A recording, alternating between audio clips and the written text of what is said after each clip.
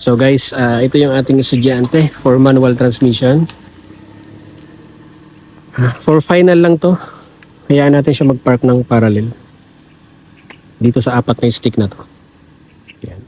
Naituro na naman natin yung mga reference. So hopefully makuha niya ng mas smooth. Okay. Yan. So guys, ang tawag sa parking na to ay parallel parking. Between ng two cars ang bakante.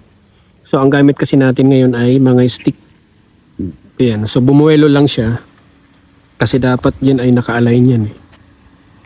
Ayan.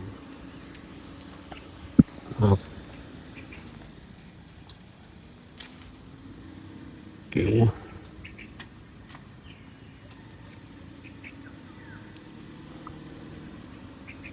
Yan. So ipinapantay niya lang dyan sa stick. Okay. Very good.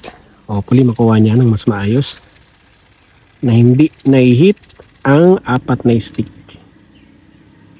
Okay.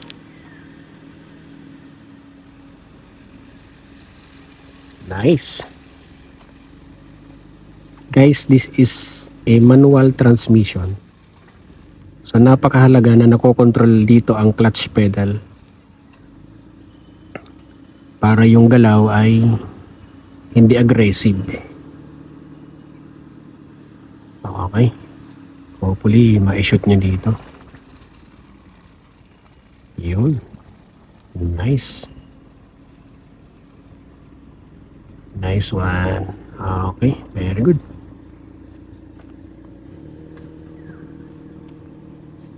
Adjust lang ng konti forward. Yun. Okay.